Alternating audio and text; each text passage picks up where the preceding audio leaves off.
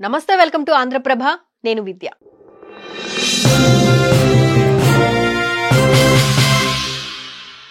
తెలంగాణలో కేబినెట్ విస్తరణకు ముహూర్తం ఫిక్స్. మంత్రివర్గంలో బీసీలకు అధిక ప్రాధాన్యత. తెలంగాణలో కాంగ్రెస్ ప్రభుత్వ మంత్రివర్గ విస్తరణకు ముహూర్తం ఫిక్స్ అయిందా అంటే అవుననే సంకేతాలు వినిపిస్తున్నాయి. అయితే ఇప్పుడు కేబినెట్ లో ఏ సామాజిక వర్గానికి పెద్దపీట వేస్తున్నారు? మంత్రిత్వ శాఖలో మార్పులకు అవకాశం ఉందా? పార్టీ అధినాయకత్వం నిర్ణయం ఏంటి? ప్రస్తుతం రాష్ట్ర రాజకీయ వర్గాల్లో ఇదే హాట్ టాపిక్. రాష్ట్రంలో కాంగ్రెస్ ప్రభుత్వం కొలువుదీరి దాదాపు ఏడాదిన్నర కాలం పూర్తి కావస్తోంది. కానీ ఇప్పటి వరకు తెలంగాణలో పూర్తి స్థాయి మంత్రివర్గ విస్తరణ మాత్రం పెండింగ్ లోనే ఉంది. సర్కారు ఏర్పడిన 6 నెలల వ్యవధిలోనే లోక్సభ సార్వత్రిక ఎన్నికలు రావడంతో కేబినెట్ విస్తరణకు బ్రేక్ వేశారు. ఆ తరువాత ఫలితాలు ఇదే క్రమంలో అదిగో ఇదిగో అంటూ ఏడాది గడిచిపోయింది. అలా అని అప్పటికీ కాలేదు. ఫస్ట్ సంక్రాంతి అన్నారు, తర్వాత ఉగాది అన్నారు, ఇంకా లాస్ట్ ఏప్రిల్ ఫస్ట్ వీక్ లో విస్తరణ ఉంటుందంటూ చెప్పుకొచ్చారు.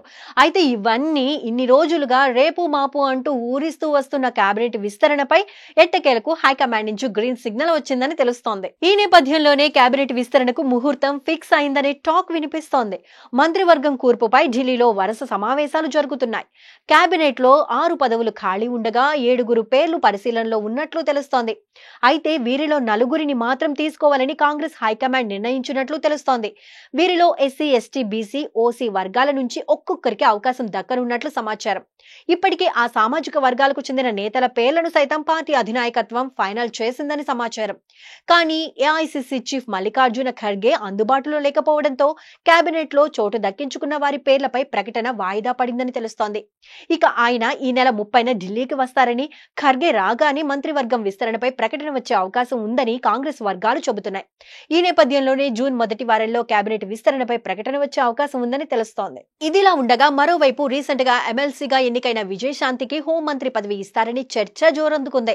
అలాగే ఎమ్మెల్యే రాజగోపాల్ రెడ్డికి కీలక పదవి అప్పగిస్తారని టాక్ వినిపిస్తోంది. ఖాళీగా ఉన్న పోర్ట్ఫోలియోను కొత్త వారితో భర్తీ చేయనున్నట్లు తెలుస్తోంది. ఇప్పటికే పలు దఫాలుగా వాయిదా పడుతూ వస్తున్న మంత్రివర్గ విస్తరణకు ఇప్పుడైనా మోక్షం లభిస్తుందా? ఆశావహులు ఎదురుచూపులు ఫలిస్తాయా లేదా అన్నది తెలియాలంటే వేచి చూడాల్సిందే.